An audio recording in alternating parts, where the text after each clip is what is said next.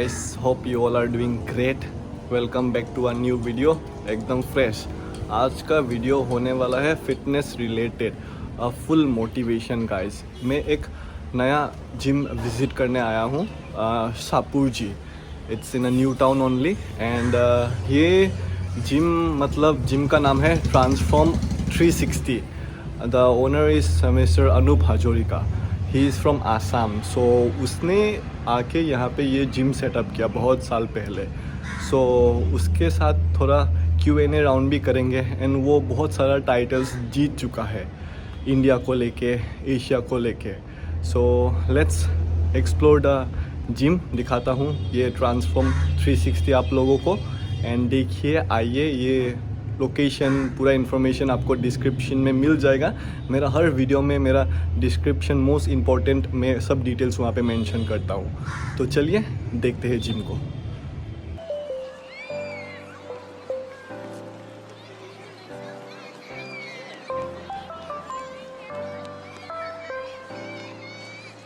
Owner of transform 360 কি খবৰ দাদা? একদম বঢ়িয়া। আসামৰ পৰাই হয়, অ'নাৰ হয় জিমটোৰ, ইয়াতে सेटअप কৰিছে। सो मैं आसामीज, तो ऑब्वियसली आसामीज में बात करने का मन जाएगा। सो मैं हिंदी में बात करूँगा क्योंकि आप लोग को समझ में आए। So let's show you the gym पूरा फुल। और Q&A आप लोग को तो बताया मैंने, भाइयों ने बहुत सारा टाइटल्स जीता है। बात करते हैं, चलिए। वेलकम टू ट्रांसफॉर्म 360 विद्युत। थैंक यू दादा। बहुत अच्छा लगा। मैं मुंह से आसानी से निकलेगा ऑब्वियसली तुमको देख के, लेकिन फिर भी क्योंकि आसानी से बोलने के लिए लोग मिलते नहीं अभी, पर फिर भी हम लोग हिंदी में ही करेंगे क्योंकि इनका ब्लॉग है। ठीक है, तो तुम जिम दिखा दो एक बार। चलिए गाइस।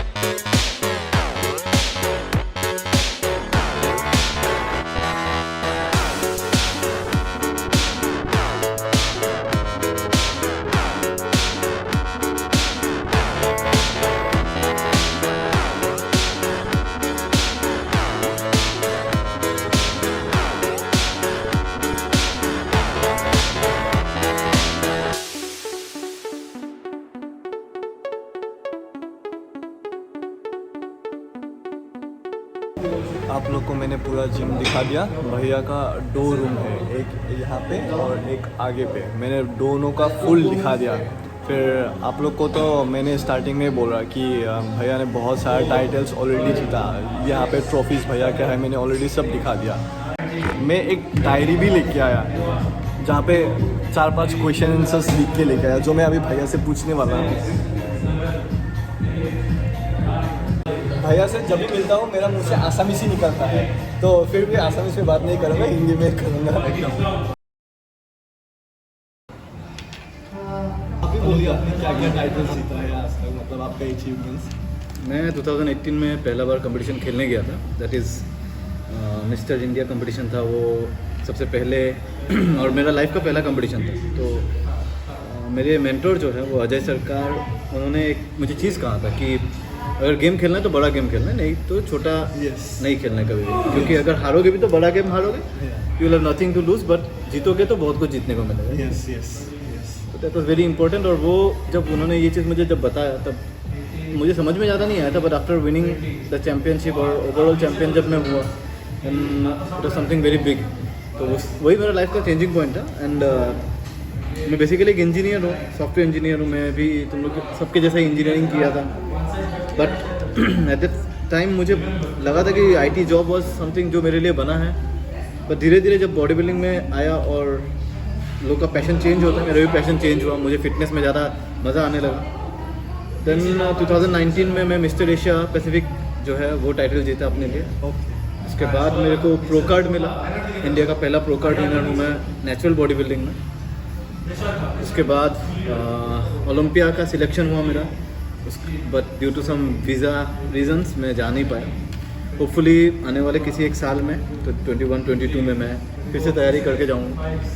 भैया ने तो पूरा अचीवमेंट्स अपना बता दिया। Asia, mister India, mister Asia, फिर प्रो कार्ड NBA। फिर मैंने ऑलरेडी देखा है भैया का फेसबुक पे चैम्पियंस ऑफ चैम्पियन नाम का टैग भैया ने ऑलरेडी अचीव कर चुका है। गोल्ड मेडलिस्ट, रनर अप बहुत सारा है। देखिए लोगों को एक अचीवमेंट होने भी मुश्किल है, भैया ने इतना सारा टाइटल्स जीता, ऊपर से प्रो कार्ड है और ऊपर से मेंटेन करके पूरा फिजिक में through out the year maintain करना सबसे बड़ा टफ है। लोग क्या करते हैं, बल्किंग, श्रेडेड, भैया पूरा मेंटेन करके रखते हैं। मैं इसीलिए 4-5 क्वेश्चन आंसर्स लेके आया, वो मेरा ही खुद का क्वेश्चन आंसर्स है जो इंडिया का मोस्ट कॉमन क्वेश्चन आंसर्स है कि श्रेडेड का ऊपर और बल्किंग का ऊपर, जस्ट 4 या 5। तो वो मैं अभी भैया से पूछूंगा। ओके, तो मेरा पहला क्वेश्चन है, ये मेरे लिए है पहले। अगर ऊपर का 2 एब्स है और नीचे में 4 एब्स गायब है, बेली फैट्स, तो कितने टाइम में वो मिसिंग 4 एब्स आ जाएगा?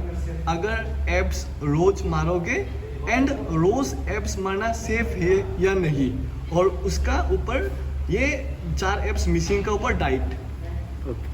क्वेश्चन में एक्चुअली बहुत सारा सब क्वेश्चन डाल दिया तुमने, अच्छा है। अच्छा है। तो पहला चीज़ है कि अगर पहले एब्स दिख रहा है, 4 एब्स या 2 एब्स ऊपर दिख रहा है, then it can be considered कि तुम्हारा बॉडी फैट जो है वो ऑलरेडी मतलब एक अच्छे पोजीशन पे है। सो उसी वजह से तुम्हारा बॉडी मतलब वो एब्स दिख रहा है। एब्स बिल्ड करना इट्स नॉट दैट डिफिकल्ट, वो रॉकेट साइंस नहीं है। But at the same time अगर तुम्हारा ऑलरेडी, क्योंकि तुम बोल रहे हो कि एब्स दिख रहा है, उसके बाद तुमको एब्स और नीचे के एब्स बिल्ड करना है, तो लोअर एब्स के लिए लेग रेजेस का वेरिएशन जितना है वो करना ज़रूरी है डेली। एग्जैक्टली उसी क्वेश्चन पे मैं आ रहा था। लोग बहुत सारे ऐसे होते हैं जो लोग क्या करते हैं कि एब्स को ऐसे सोचते हैं कि अगर रेगुलरली करेंगे तो प्रॉब्लम है। एब्स में 2 पार्ट है, राइट, एक फ्रंट एब्स और एक ऑब्लिक्स। यस। तो बेहतर है, आई वुड सजेस्ट एवरीवन कि जितने लोग मेरे अंदर ट्रेनिंग करते हैं या जितने लोगों को मैं जानता हूँ और ये क्वेश्चन पुट ऑन करते हैं, उनके लिए ये है कि एक दिन एब्स करे, एक दिन ऑब्लिक्स करे, एक दिन एब्स करे और एक दिन ऑब्लिक्स करे। उससे क्या होता है कि बैलेंस मेंटेन रहता है, क्योंकि वो भी एक मसल है, उसको भी थोड़ा टाइम लगता है रिकवर होने का। ओके। और क्रैम्प्स आते हैं जनरली एब्स में तो बहुत मुश्किल हो जाता है, क्रंचेस करने के टाइम अगर आ गया तो मतलब जीना हराम हो सकता है, राइट। इसीलिए कहूँगा कि वेरिएशंस, वर्कआउट के बहुत वेरिएशंस करने चाहिए। लोअर एब्स के लिए स्पेशली लेग रेजेस के जितने वेरिएशंस हैं यस वो करने चाहिए। और आई वुड सजेस्ट कि एक दिन एब्स एक दिन ऑब्लिक्स वुड बी बेटर कॉन्फ़िगरेशन किसी के लिए। ओके, तो एक दिन एब्स मतलब एक दिन में लोअर एब्स भी करूँ और अपर एब्स भी करो। ओके, फुल एब्स करो। उसके बाद वाले दिन तुमने अगर ऑब्लिक्स किया, hardly 20 minutes to 15 to 20 minutes तुम दो रोज़ एब्स को। ज़्यादा जाने का जरूरत नहीं है, हल्का कार्डियो करो, जो तुम वर्कआउट से पहले वार्म अप करते हो, हाँ उसमें तुम थोड़ा कार्डियो भी इंक्लूड कर दो, 15 Yes. to 20 मिनट्स का कार्डियो इंक्लूड करो, that will help you more shredded. और वो यही है ट्रूथ बेसिकली, कि लोग पूछते हैं कि पूरा साल भर एब्स मेंटेन करने का राज क्या है। यही Yes. है कि if you workout with concentration, and मतलब तुम्हारा एक विजन होना चाहिए कि मुझे अपने एब्स को बचा के रखना है, मैंने आज इतना खाना खाया तो मुझे उतना बर्न करना है। Yes. If you have that vision, तुम्हारे लिए बहुत कुछ ईजी हो जाता है। और डाइट अगर 4 एब्स नहीं आया, एब्स मार रहे हैं, पूरा कंप्लीट एब्स आने के लिए तो डाइट कैसे फॉलो करना पड़ेगा? देखो, तुम जो रेगुलर डाइट कर रहे हो, जिससे जो तुम्हारा वर्कआउट का पैटर्न है, उस हिसाब से ही तुम उसको बनाओगे। तुम एब्स बनाओगे बोल के डाइट करोगे वैसे करके नहीं, मतलब तुम्हारा जो वर्कआउट कॉन्फ़िगरेशन होगा, हाँ। जैसे तुम हैवी लिफ्टिंग कर रहे हो या हाई इंटेंसिटी वर्कआउट कर रहे हो या सर्किट कर रहे हो, उस पर डिपेंड करके तुम्हारा डाइट बनाया जाएगा। हाँ, ये भी है कि तुम्हारा बॉडी टाइप कैसा है। अगर तुम्हारा बॉडी टाइप फ्लफी है, एंडोमॉर्फिक टाइप का बॉडी टाइप है, तो कार्ब्स थोड़ा सा लो रखना ज़्यादा ज़रूरी है। But at the same time zero carbs में कोई डाइट नहीं बनाना है किसी को। और फास्ट फूड तो फास्ट कंप्लीटली फूड थोड़ा कम रखना है। ओके। आजकल का जो जनरेशन है, स्पेशली उन लोग ज़्यादा फास्ट फूड पे डिपेंडेंट हो जाते हैं क्योंकि घर से दूर रहते हैं। But at the same time ये भी ध्यान में रखना ज़रूरी है कि जो खाओगे वैसा ही बनेगा बॉडी। Yes yes. अच्छा, तो आपसे मैं एक दिन एब्स और दूसरे दिन ऑब्लिक्स, डन। और दूसरा और लास्ट, मैं एक क्वेश्चन में 3 क्वेश्चन डाल रहा हूँ। Sorry for that Anupda. फिर लास्ट, अगर आप बल्किंग कर रहे हो, suppose bigger arms, bigger chest, broad shoulders, upper body, तो डेली 1 बॉडी पार्ट एक्सरसाइज करना है या डेली 2 बॉडी पार्ट एक्सरसाइज करना है, या फिर पुश पुल लेग थ्योरी, कौन सा हिसाब से आपका लिए बेस्ट रूटीन आप बोलेंगे? जब मैं बल्किंग करता हूँ तो मेरा सीन सिंपल रहता है कि मैं डर्टी बल्किंग कभी नहीं करता हूँ। मतलब मैं लीन मास बल्किंग करता हूँ कि मेरे अंदर फैट ना आए, मेरे अंदर क्वालिटी मास आए, जिसके बाद अगर मैं कंपटीशन के टाइम में ½ किलो या 1 किलो रिड्यूस कर दूँ अपना, देन आई बिकम लाइक 8-9 का 7-8 का बॉडी फैट परसेंटेज रहेगा, उससे मेरा पेपर थिन स्किन जिसको बोलते हैं लोग, वो आ जाए। मैं पूरा साल 9 से 10 के अंदर रहता हूँ बॉडी फैट, तो उसके लिए मैं अगर डर्टी बल्किंग करूँगा by using the method of single muscle every day, उससे क्या होता है कि मसल को बहुत ज़्यादा रिलैक्स होने का टाइम मिलता है, उसका एडवांटेजेस अलग है। बट मैं वैसे बल्क नहीं करता हूँ, मैं क्या करता हूँ कि पुश पुल लेग्स करता हूँ। ये ऐसे एक मेरा साइकिल चलेगा 1 महीने का। उसके बाद वाला मैं डबल मसल, मतलब based on the movement, that is chest, tricep, back, bicep, shoulders एक दिन कर लिया, उसके साथ आर्म्स कर लिया, वैसे करके मैं भी डिवाइड कर देता हूँ। और जो भी वीक बॉडी पार्ट है, उस बॉडी पार्ट को मैं ज़्यादा ध्यान देता हूँ, ज़्यादा कंसंट्रेट करता हूँ अपने ऑफ सीज़न में। स्पेशली जब मैं बल्किंग तो करता नहीं हूँ, बट जो ऑफ सीज़न बोलते हैं जहाँ पे मेरा कंपटीशन नहीं होता, उस टाइम पे मैं वो वीकर मसल, मेरा चेस्ट और वीक रहता है जनरली कंपटीशन के टाइम में, उस पर ज़्यादा ध्यान देता हूँ। ओके, मिल गया मेरे को आंसर पूरा, एकदम पूरा फॉलो करूँगा अभी। पुश पुल थ्योरी, फिर 2 मसल्स एवरी डे। हाँ, फिर लास्ट, बल्किंग के लिए क्या मील्स करना पड़ता है? High protein, obviously high protein तो चाहिए, चिकन, अंडा। मगर कोई बोलता है 6 टाइम खाना खाओ, हाँ, कोई बोलता है 3 टाइम, तो कौन सा फॉलो करो? एग्जैक्ट 2 घंटे बाद, 3 घंटे बाद? तुम्हारा कैलोरी पे डिपेंड करेगा। वो ये डिपेंड नहीं करेगा कि तुम कितने मील्स खा रहे हो। तुम्हारा बॉडी, सपोज तुम्हारा मेंटेनेंस कैलोरी जो है, तुम्हारा बॉडी ना मोटा होगा ना पतला होगा, वो कैलोरी सपोज तुम्हारा है 2000 कैलोरीज। तुमको अब बल्किंग में जाना है तो यू हैव टू टेक से 10% या फिर 20% में बढ़ा देता हूँ, 2400 कैलोरीज। अगर तुम 2400 कैलोरीज ले रहे हो, 800 into 3, that is 800 calories in 3 meals, तुम्हारा भर गया पेट। इससे ज़्यादा तुमको चाहिए नहीं। 3 मील्स पे तुमने भर दिया। हाँ, भूख लगे तो? अगर तुमने नहीं किया वैसे, तो तुमको क्या करना चाहिए? 6 मील क्यों लेते हैं जनरली? एग्जैक्टली, भूख लग जाता है ना। Yes yes. 400 into 6, that is 2400। 400 calories एक मील में रखो, 400 कैलोरीज दूसरे मील में, तीसरे, चौथे, पांचवें, छठे। वैसे अगर तुमने 6 मील 400 का बना दिया, और तुम्हारा उसमें निकल गया 2400, that is your bulking calorie. Yes, got it. ठीक है, यस। मेरे को मेरा आंसर्स पूरा मिल गया। ये कॉमन क्वेश्चंस था श्रेडेड और बल्किंग का, सो सबको ये जानना चाहते थे। Thank you so much Anupda. Thank you Vidyut, thank you. तो सही था, आप लोग को जिम भी मैंने दिखा दिया, शाहपुर जी में है लोकेशन, पूरा डिस्क्रिप्शन, मेरा डिस्क्रिप्शन हमेशा क्रिस्टल क्लियर होता है। प्लीज़ देखिए, आइए, ज्वाइन कीजिए। ऑब्वियसली ट्रेनिंग तो फर्स्ट क्लास मिलेगा, टॉप क्लास, नो डाउट, बस एंजॉय करिए। Thank you Vidyut, thank you for your kind words. Thank you Anupda for giving me coming letting me here. हमको आने का बहुत पहले से मन था. अनुपदा को मैं फेसबुक से कम 10 ईयर्स ऑलमोस्ट 2012-13 से मैं फॉलो कर रहा हूँ. लाइक शेयर होते रहता है. मेरा ऑफिस का 2-4 दोस्त भी यहाँ पे वर्कआउट करता है. उन लोग बोल भी रहा था कि आइए यहाँ पे. फाइनली आ गया मैं फेसबुक में कांटेक्ट करके. बहुत आने का मन था because he is from Assam. आप कब आए थे कोलकाता? मैं आया था 2014 में. ओके 14 में मैं आया था. उसके बाद से ही कोलकाता में हूँ और it's now like almost 7 years. ठीक है, तो यहीं पे हूँ और देखते हैं आगे क्या होता है. बट तो अभी तो आप ये जिम का ओनर हो के आप सेटल ही हो गए. Almost settle. Almost. And specially जो लोग यहाँ पे आसपास में कोलकाता में रहते हैं या आसाम से हैं या कोई भी कहीं से भी है, Yes. तो लोगों को मैं बोलूँगा कि आओ एक बार विजिट करो, देखो जब. Yes. प्लीज देखो, अच्छा लगेगा. आसाम से है ना, इसलिए ज़्यादा लगाव है. और मैं कितना कंट्रोल करके आसामीज नहीं बोल रहा हूँ. Exactly same year.